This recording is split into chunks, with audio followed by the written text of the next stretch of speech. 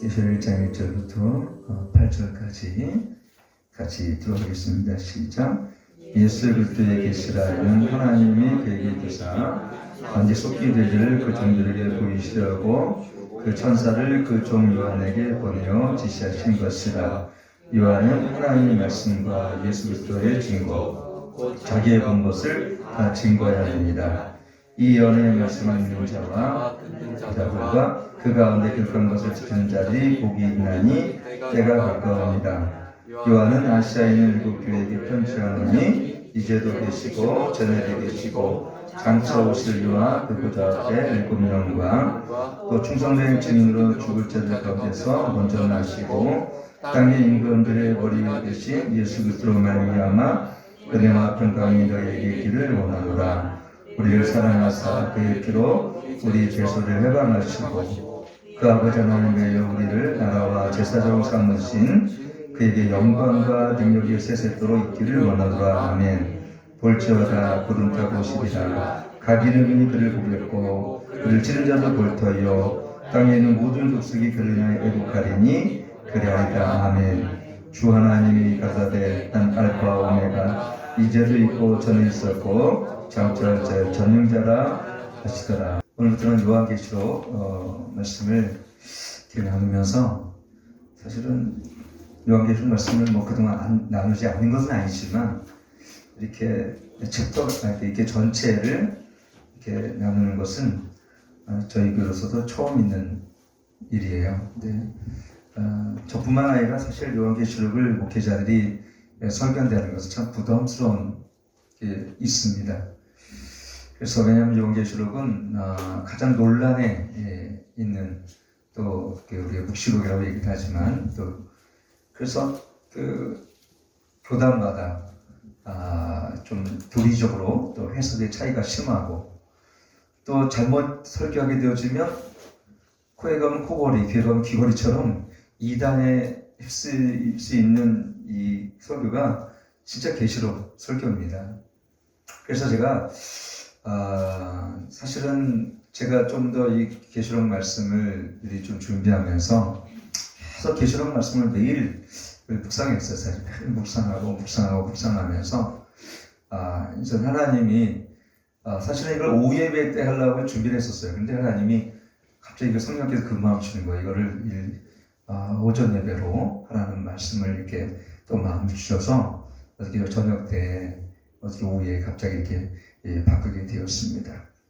이유가 뭘까? 근데 보니까요, 제가 요한계시록은 물론 우리가 한번 전천년, 후천년, 무천년 썰이 있고 요한계시록에 나와 있는 상징설 또 이 계시록 이 해석하는 데 있어서 뭐 상징설이 있고 뭐 또 미래설이 있고 뭐 여러 가지 4가지 해석의 이 틀이 있더라고요. 근데 저는 요한계시록을 어떤 틀로서 어떠한 이런 교리적인 해석보다는 요한계시록 가장 중심이 되는 게 몇 가지가 있는데 그게 뭐냐면 예수 그리스도를 소망하는 거예요. 주님이 이 땅에 오심을 다시 소망하는 것. 그리고 우리가 이 마지막 때 성도들과 교회들이 7개를 통해서 예수님께서 어떤 삶을 살기 원하시는가. 이 성도들의 삶. 그리고 이 요한계시록을 통해서 이때가 지금 가장 이 계시록 시대가 계시록을 쓰는 그 요한이 바모손이라는 곳에 썼는데 가장 핍박이 심했던 당시에 이 서신을 썼어요. 그래서 여기 이 도미티안 황제 때인데 AD 81년에서 96년 정신분열 증세 때문에 아주 성격이 난폭한 황제가 도미티안 황제인데 그 전에 네로 황제가 있었죠. 네로 황제도 모든 이 정치적인 음해를 기독교인 우리 크리스찬들에게 이렇게 쉽게 되면 로마 시내에다 불을 질러놓고 그걸 기독교인이 했다고 모함하는 바람에 수없이 많은 기독교인들이 순교를 당하게 됐다는 것을 우리가 알게 되어집니다.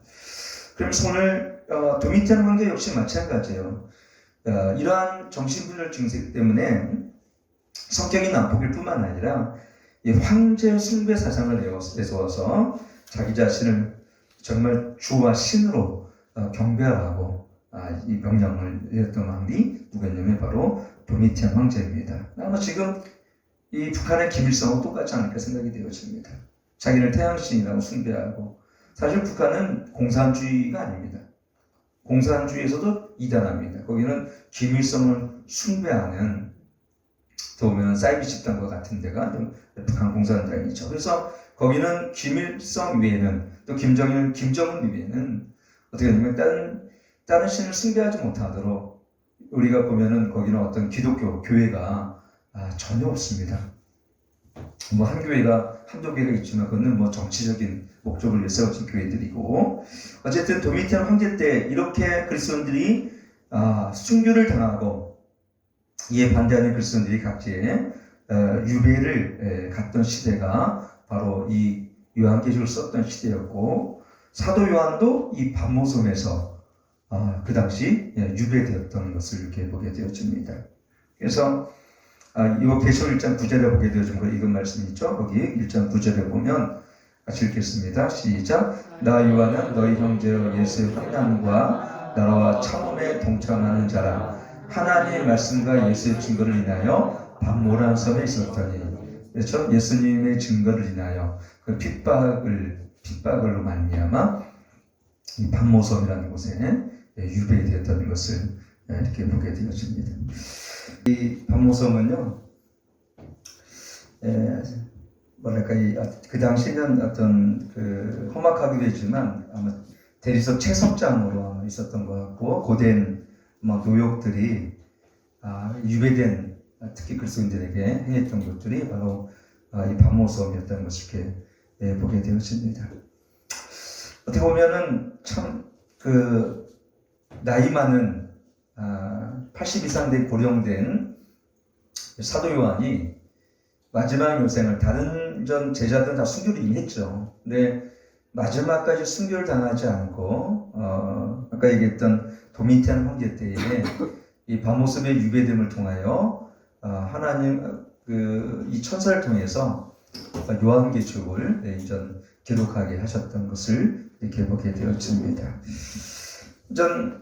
그 이유가 뭐냐, 여기 보니까 1절 같이 있죠. 한번 읽겠습니다. 시작.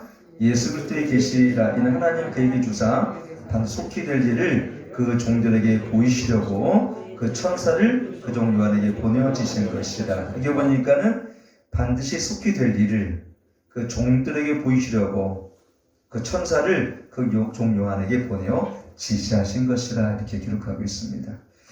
여기 두 가지가 알 수 있죠. 속히 될 일들을, 두 번째는 그 종들에게 보이시려고, 그 종들이라는 것은 여기서 남겨진 우리 교회와 우리 그리스도인들을 의미하게 되어 있죠.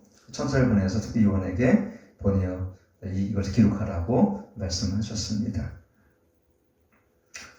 여러분, 이 당시에는 우리가 상상할 수 없는 이 교회에 그 핍박들이 있죠. 그 당시에 교회 역사가 누구였냐면 요세푸스라는 사람이 있는데, 그가 쓴 교회사를 보게 되어지면은 정말 교회에 엄청난 핍박들이 참 많았던 것을 이렇게 보게 되어집니다. 특히 도미티안 황제 때에 이 핍박이라는 것은 우리가 네로 황제 때도 마찬가지지만 우리가 지금 상상할 수 없는 핍박들이 그 당시 있었어요.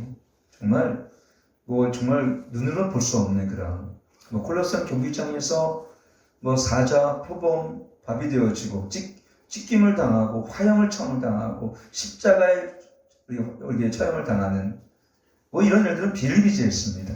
그러니까 이 그리스도인들이 사람으로 취급받지는 않았어요. 그 사람들이 그렇게 순교를 당하고 자기 가족들이, 생각해 보세요. 우리가 보는 앞에서 자기 자녀와 남편들이, 아내가 잡혀가서 고문을 당하고 죽임을 당하고 순교를 당할 때에 여러분, 이들이 생각했던 것은 다른 게 아니에요. 예수님께서 곧 다시 오신다고 말씀하셨는데, 우리가 고린도전서 15장 보면은 500 형제가 그 예수님의 부활하심과 승천하심을 보았다 그랬거든요. 그들이 증언할 때 예수님이 이렇게 올라가신 것처럼 다시 오실 거란 그 생각들을 가졌는데, 그들이 생각할 때 어땠습니까? 곧 오실 거란 예수님이 왜 이렇게 안 오냐라는 거예요. 그래서 그 당시 사람들은 예수님만 소망하게 되었습니다. 부활을 위해서 그 당시는 산 소망을 그 당시 사람들은, 초대교회 사람들은요, 부활이 산 소망이었고요, 오직 소망을 주 예수 그리스도께 둔 삶을 살았다는 것을 우리가 알게 되어집니다. 그때 이 계시록은 고난받는, 또 핍박받는, 또 환난과 공고 속에 있는 그리스도인들에게 큰 위로가 되는 말씀이었던 것을 이렇게 보게 되어집니다. 생각해 보십시오. 여러분, 고난과 핍박받는 그들에게 어떤 위를 주었습니까? 하나님의 나라, 하나님의 나라와 예수 그리스도의 영광스러움. 그래서 요한계시록 가득 찬 내용 중에 뭐냐면 예수 그리스도의 영광스러움이 참 요한계시록 켜져 있어요. 여러분, 우리가 우리 잘못하게 되어지면은 너무 지나치게 또 우리가 요한계시록을 살펴보게 되어지면 마지막 때 어떤 또 일어날 일들에 대해서 지나치게 관심이 있을지 모르겠지만요. 그러나 요한계시록은 실제로 예수님이 누구신가, 예수님의 그 영광스러운 모습을 이 사도 요한도 여기서 그걸 보면서 여기 보면은 13 다음 점은 우리가 보겠지만 이 촛대사의 인자같이 13절을 보면 그게 있어요. 끌리는 옷을 입고 가슴에 금띠를 입고 그 머리와 털이 휘기가 흰 양털 같고 눈 같으며 그 눈은 불꽃 같고 그랬거든요. 그러면서 그 뒤에 보게 되어지면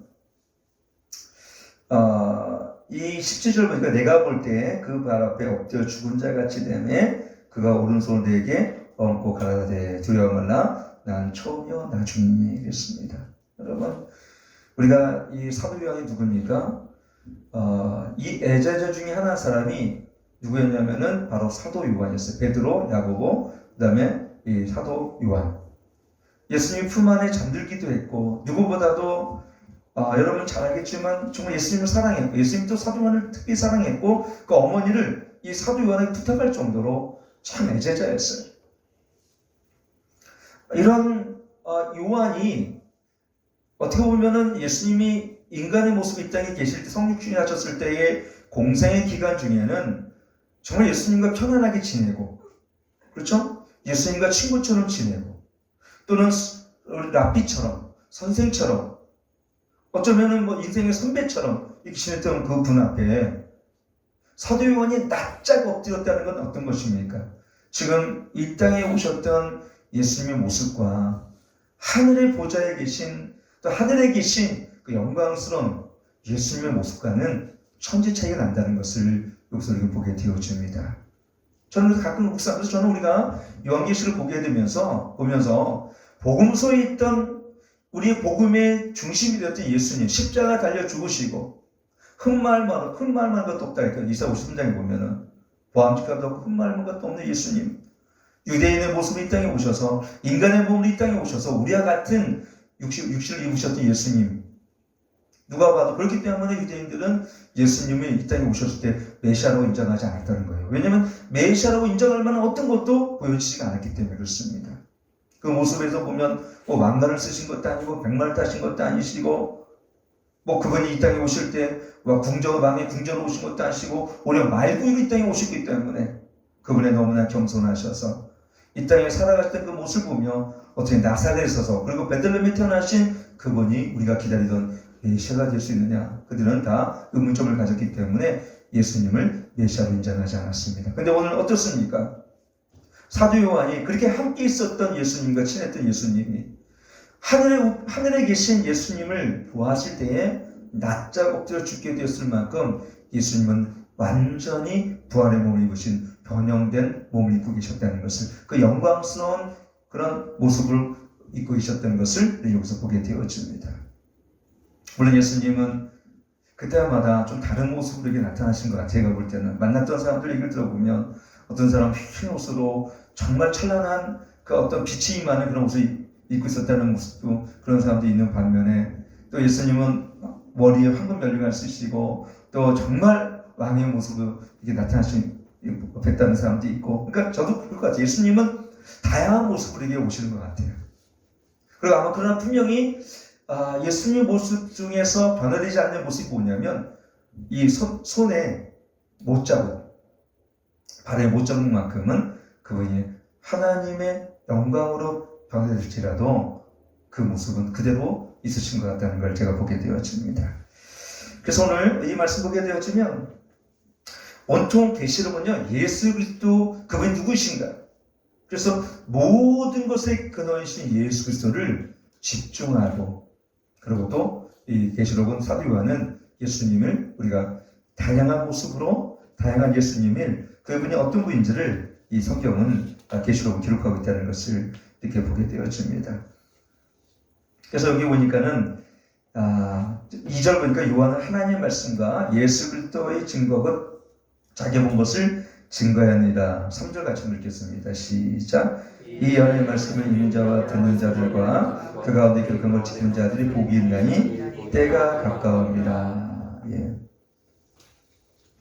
여러분 여기 보니까요 이 연의 말씀 읽는 자와 듣는 자와 그 가운데 기록한 것을 지키는 자들이 다 복이 있대요. 왜 그러냐면 이 계시록을 읽어보니까요, 제가는 계시록을 한동안 굉장히 또 매일 한번 이거 묵상해봤어요. 매일 어렵더라고. 처음에는 도대체 일곱불 짐승이라는 얘기, 또 보면은 또 일곱 인을 드는 얘기, 일곱 나팔의 얘기, 하여튼 뭐 이걸 일곱 대접의 얘기부터 시작해가지고 읽어보면 참 일반적인 이성으로 봤을 때는 참 이해가 되지 않는 것이 대부분의 말. 그래서 이걸 어떤 사람은 다 상징으로만 봅니다. 근데 오늘 이 말씀 읽어보게 되어지면 우리가 뭘 알 수 있냐면 우리가 이 마지막 때 어떤 믿음을 가져야 할지를 깨닫게 되어지고, 두 번째 뭐냐면 그 하나님의 나라의 왕국이 얼마나 영광스럽고 영화로운지를, 혼인잔치에 참여한 자들이 복되도다. 이렇게 보면 나도 19장인가요? 그 기록이 혼인잔치에 참여한 들이 복되도다.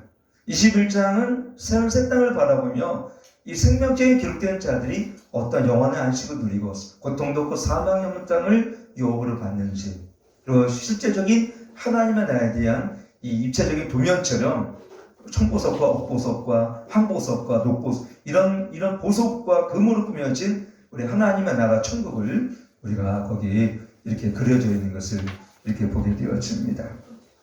그러면서 우리가 뭘 알게 되어집니까?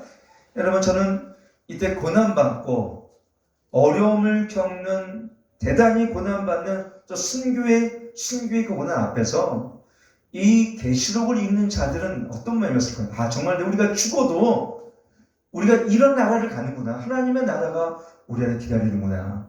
그래서 우리가 지난번에 작년에도 그랬지만 열린 천국문 들어가는 게 있거든요. 이 죽음은 우리가 어떻게 해요? 천국을 들어가는 문에 불과하다는 것을 깨닫고, 그래서 그 당시 사람들은 어땠습니까? 예수를 만나고 이 계시록을 읽은 사람들의 특징은 어떤 사람이었겠습니까? 고난과 핍박과 환난 속에서 그 죽음의 순간들을, 또 순교의 순간들을 오히려 기쁘게 받아들일 수 있었다는 것을 이게 보게 되었습니다. 그렇다면 오늘 계시록의 목적은 어떤 것입니까? 물론 우리는 이것을 마지막 정말 요한이 우리에게 하고 싶은 얘기는 마라나타 주 예수의 오시옵소서. 그 반모섬에서 괴롭고 힘들고 어렵고 공고한 삶을 살아가는 이 사도 요한이 보았던 이 하나님의 나라, 그리고 그 하나님 나라의 왕이신 예수 그리스도, 우리 주 하나님, 그 놀라운 세계를 바라보면서 이 땅에는 비교할 수 없는, 좋게 비교할 수 없는 그 영광스러움이 그 하나님의 나라 안에 있구나라는 것을 누가요? 사도 요한은 보게 됐다는 것이죠. 그러니 얼마나 가슴이 벅찰 수밖에 없는 거예요. 그 감옥과 같은 아주 좁고 좁은 그 습도가 많고, 저기는 물론 여러 가지 조건 속에서 사도 요한이 마라나타 주 예수 오시옵소서 할 수 있었던 것은 어떤 것입니까? 바로 이 천년 왕국을 바라보면서, 그리고 또한 하나님의 산을 새 땅을 바라보면서, 언젠가 우리에게 주신 그 심판 후에 산을 새 땅을 바라보면서 우리가 모든 믿는 성도들이, 심지어는 죽은 성도들이 호련히 변화되어 부활의 몸을 입고 그 어린 양의 혼인잔치에 참여하게 될 그날을 바라보면서, 그래서 뭘 우리가 여기서 느낄 수 있습니까?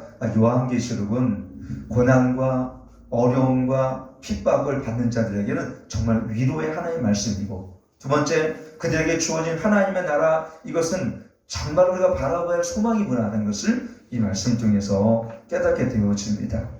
여러분, 지금은 코로나 때문에 참 어려운 시절 지나고 있습니다. 경제적인 파탄과 경제적인 어려움과 또 교회가 핍박을 받고 앞으로는 아마 더하지 않을까 싶습니다만, 그런 가운데 우리의 소망이 되는 것이 무엇인가? 요한계시록은 우리 주 예수 그리스도라. 우리 주 예수 그리스도. 우리 신랑 되신 우리 주 예수 그리스도. 두 번째 뭐냐면 우리에게 유업을 주는 그 하나님의 나라, 새 땅을 바라보면서 어떻게 초대교회 같이 우리가 믿음을 지켜나고, 그래서 인내로서 결국 구원을 얻는다. 계시록에서 인내와 믿음으로서 구원을 얻을 거라고 말씀하셨고요. 또 우리가 어떤 걸 여기서 주냐면 끝까지 믿음을 지키는 자에게는 반드시 어떻게 교회는 승리할 거라는 믿음을 우리에게 주고 있습니다. 그러니까 우리가 어떻게 하면 승리할 거라는 것이 아니라 이미 승리한 싸움을 싸우고 있다는 걸 보여주고 있는 거예요. 요한계시록도. 그러니까 요한계시록의 주제는 딱 이거예요. 모든 것 대신 예수 그리스도, 영광스러운 예수 그리스도, 우리 주 예수 그리스도, 우리 구원하신 예수 그리스도, 어린 양 되신 예수 그리스도, 그리고 우리에게 언약을 주신 우리 하나님. 이 모든 천국의 주인이신 왕의 왕이신 예수 그리스도를 요한계시록은 기록하고 있어요. 그래서 제가 왜 하나님께서 갑자기 이걸 11시 예배 또 9시 반 예배에 이 말씀을 전하고 할까 그랬더니 딴 게 아니더라고요. 오직 예수 그리스도신 거예요. 요한계시록은요, 오직 예수 그리스도예요. 예수 그리스도. 그 예수 그리스도가 우리의 모든 것 되시고, 그 예수 그리스도가 우리의 모든 삶의 주님이시며, 그 예수가 여전히 이 땅뿐만 아니라 모든 하늘의 통치를 이루신 분이 우리 주 예수님이라는 것을 오늘 이 말씀을 통해서 보게 되어집니다. 그러면서 이 마지막 제가 오늘 정리하면서 오늘 5절에 보면 완전 두 가지가 나타나는 거 뭐냐면 충만하신 예수 그리스도, 모든 것 대신 예수 그리스도가 초점이고요. 1장 5절에 보니까 이렇게 되어 있어요. 같이 읽겠습니다. 시작. 또 충성된 증인으로 죽은 자들 가운데서 번져나시고 땅의 임금들 머리가 되신 예수 그리스도로 말미암아 은혜의 평강이 너희에게 있기를 원하노라. 우리를 사랑하사 그의 피로 우리를 죄에서 막으시고. 그러니까 충성된 증인으로 죽은 자들 가운데 부활하신 예수 그리스도죠. 그 다음에 모든 왕의 왕이신 예수 그리스도, 그리고 우리를 그 피로 말미암아 우리를 죄에서 해방하신 우리 구속자 예수 그리스도, 그리고 우리 구원자 예수 그리스도. 여기서 우리는 예수 그리스도가 그분이 우리 영원한 하나님이시고 죽음과 우리 삶의 모든 걸 주관하시며, 계속 2장 1장에도 보면 계속 나오는 게 뭐냐면 우리 교회의 머리 되시고 모든 원수를 이기시며 그 십자가로 승리하시고 부활하신 우리의 부활의 첫 열매가 되신 예수 그리스도를 계속 계시록은 우리 가운데 지금 나타내주고 있어요. 그렇기 때문에 우리가 계시록을 보게 되어지면, 저는 처음에 옛날에는 계시록 잘 안 읽었어요. 아니, 사실 제가 교통사고 나서 죽음에서 이렇게 깨어나서 읽었던 책이 보니까 계시록이었던 것 같아요. 계시록을 그때도 매일 읽었어요.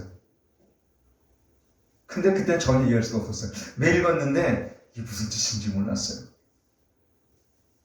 근데 가끔은 두렵기까지 한 거예요. 그럼 계시록을 잘 안 읽는 이유가 이 심판에 대한 두려움 때문에 사람들이 잘 안 읽거든요.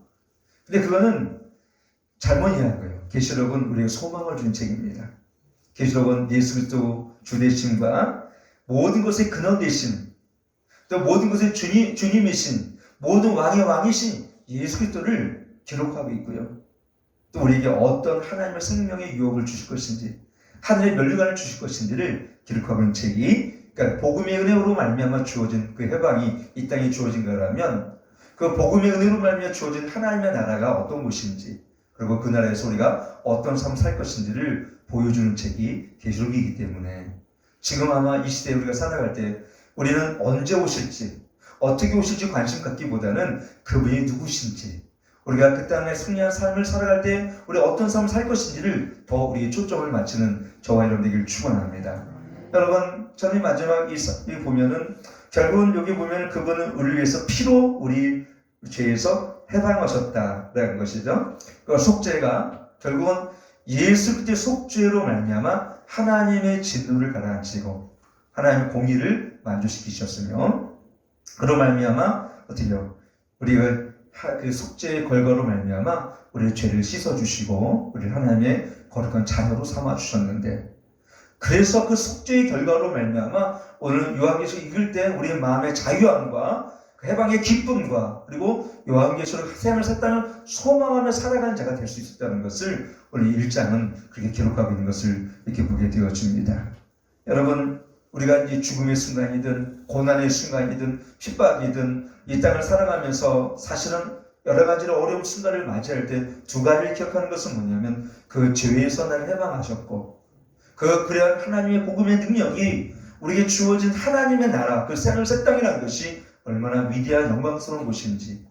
그래서 우리는 칭의를 더불어서 두 번째 성화, 세 번째 그 영화로움으로 들어가는 그 하나님의 나라에서 얼마나 복된 소망을 갖고 살아가는지 한 해 복락을 기억하며 살아가기를 축원합니다. 그분이 우리를 위해서 십자가 죽으셔서 그에 대한 결과로 말미암아 하나님 친백성 삼아 주셨고 하나님의 나라 백성이 되게 하셨으며 그에 대한 놀라운 열매는 뭐냐면 이제 우리 하늘을 소망하고 또 예수님 하나님을 위해서 초소를 만드신 그 땅을 바라보면서 그 핍박과 이 땅의 죄악의 낭만의 이 세상 속에서 그 영광의 나를 사모하는 살아가게 됐다는 것, 그것이 놀라운 축복입니다. 그리고 계시록이 말씀해 주는 것은 그런 놀라운 하나님의 나라 영광을 미리 앞서서 우리에게 보여주고 있다는 것을 여러분 아시길 축원합니다.